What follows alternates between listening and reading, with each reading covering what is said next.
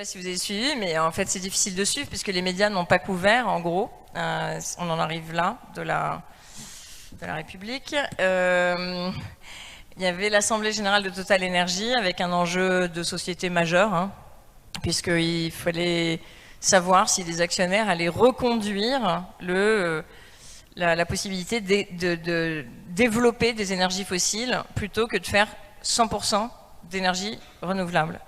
Et aujourd'hui, Total investit 70% dans les énergies fossiles et seulement le reste dans les énergies renouvelables, ce qui est totalement irresponsable puisque depuis 2021, l'Agence internationale de l'énergie a dit que tout projet fossile, depuis 2021, était contraire à l'accord de Paris et allait emmener en gros la société, le monde tel qu'on le connaît, vers sa perte, en tout cas vers sa destruction tel qu'on le connaît.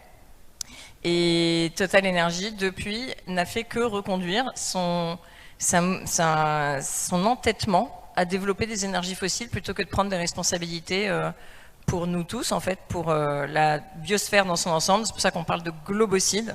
Donc nous, on a attaqué Total Energy et ses actionnaires en justice devant la justice pénale pour mise en danger de la vie d'autrui avec 8 victimes du changement climatique et 2 autres ONG, Alliance Santé Planétaire et Nuestro Futuro, une ONG mexicaine, mardi 21 mai. Et vendredi 24 mai, il y avait l'Assemblée Générale de Total Energy.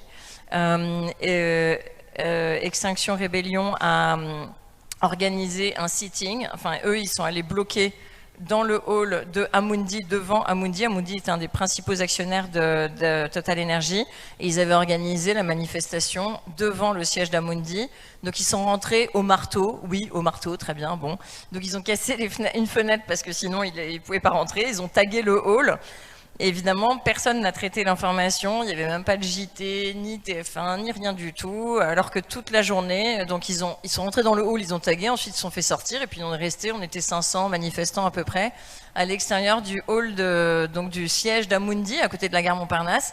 Et moi j'étais avec mon équipe, on avait des banderoles. C'était très pacifique et plutôt joyeux, avec des petits ballons de toutes les couleurs. Enfin vraiment assez bon enfant.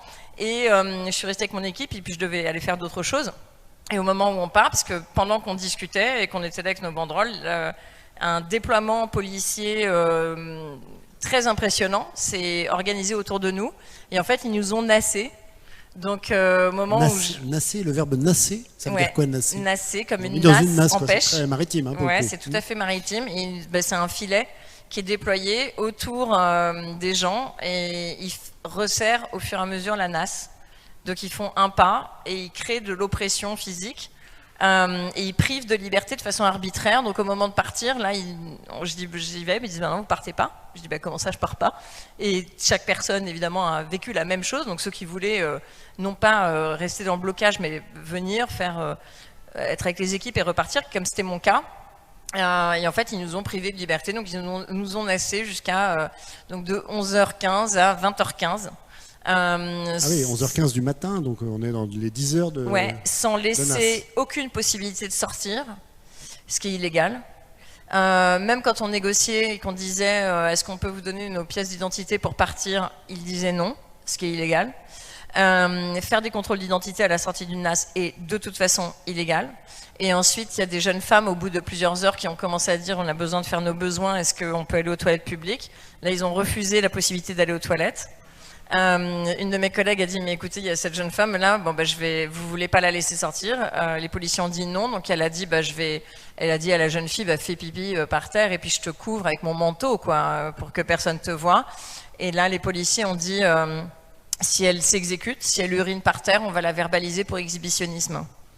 Donc voilà comment ça se passe, la police en France aujourd'hui. Et donc on a été obligé d'organiser une espèce de bâche. Donc les militants de toutes les ONG, il y avait au moins 60 ONG qui étaient présentes.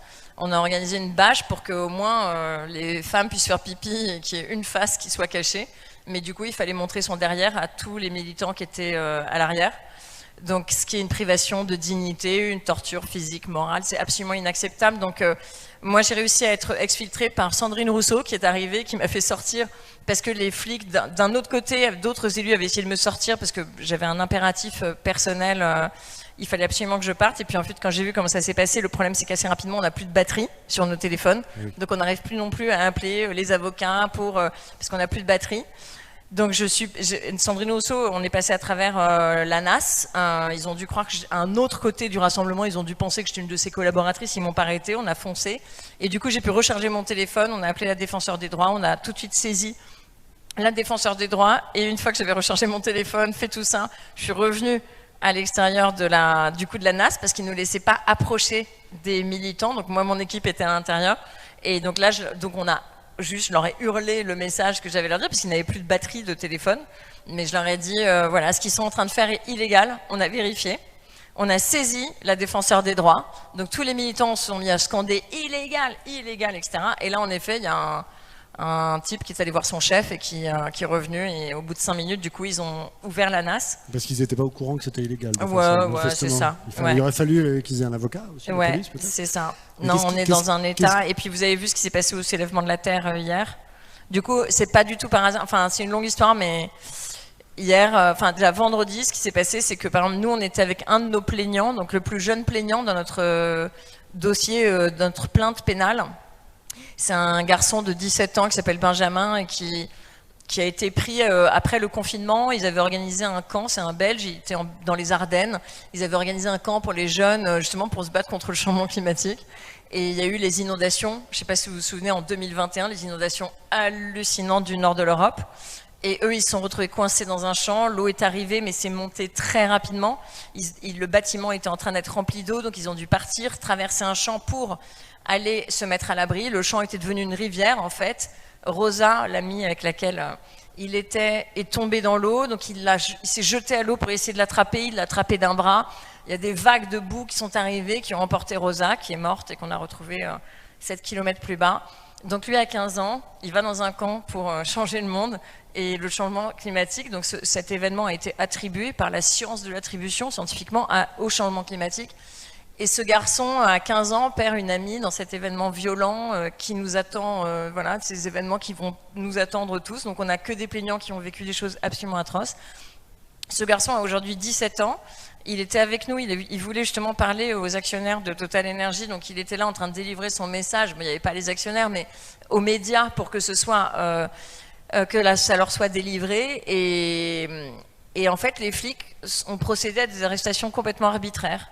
Et j'ai posté sur les réseaux tout à l'heure, hier et puis aujourd'hui, parce qu'en fait j'ai vu la méthode. Finalement, ils viennent chercher les plus jeunes et ils sont allés vraiment faire de la cueillette. Ils sont allés sélectivement prendre les plus jeunes des militants pour les envoyer en garde à vue, seuls, en séparant les copains, en les brutalisant, parce qu'ils ont attrapé Ben, ils l'ont jeté par terre sans aucune raison, parce qu'en plus vous verrez sur les réseaux, c'est un garçon très doux.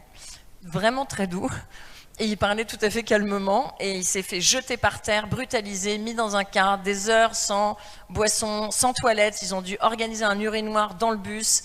Dès que ils ont été dispatchés dans différents commissariats, il a été gardé en garde à vue. Mon collègue Adrien, qui a aussi été en garde à vue, a été séparé de Ben alors qu'il n'est pas francophone, qu'il est mineur. Et en fait, j'ai vu qu'ils avaient gardé plein de militants jusqu'au lendemain, donc des jeunes, quoi, de 18 ans, 20 ans, 22 ans, pour casser les pattes du militantisme. Et le faire la veille du rassemblement des soulèvements de la Terre, puisque hier, il y avait une action des soulèvements à Gennevilliers pour occuper un site qui s'appelle Green Dock. Et en fait, le déploiement policier était tel et les militants ont tellement été bouleversés de voir le traitement qui nous a été réservé vendredi, parce qu'évidemment, ils allaient aussi prendre les plus jeunes qui étaient enchaînés les uns aux autres, vous savez, avec la technique des bras. Ils leur tiraient dessus, mettaient des coups de poing, ils traînaient par les cheveux. Enfin, le truc est d'une violence hallucinante, donc j'ai posté des vidéos. Voilà, c'est fou en fait. Depuis Sainte-Soline, tout ça. Parce que là, on est dans une succession de faits. Qu'est-ce que ça dit de l'époque? Qu'est-ce que ça dit des autorités actuelles? Est-ce qu'on est face à un déferlement de brutalité parce que ils voient que les mouvements sont en train de monter partout? Est-ce que c'est une volonté d'avoir l'air de faire preuve d'autorité parce qu'on sait qu'il y a une montée en puissance des populismes partout en France? Enfin, est-ce que vous arrivez à avoir une lecture politique de ça? Je pense que c'est qu'une lecture politique à avoir. Moi, j'ai écrit les politiciers parce que la police est sous ordre du politique, donc c'est le politique, c'est Emmanuel Macron qui est responsable de ça. C'est Emmanuel Macron, c'est le macronisme qui est en train de dériver vers une forme de pseudo-fascisme. Et c'est pas nouveau, ça fait déjà plusieurs années qu'on s'habitue à voir brique par brique l'état de droit qui est en train d'être pulvérisé par un pouvoir profondément corrompu. Et personne ne le dit. Il va falloir mettre les mots, cet État est corrompu. Il est au service du pouvoir économique et ne pas défendre à ce point-là l'intérêt général, c'est mais supérieurement dangereux. Et donc ce pouvoir est devenu vraiment infréquentable.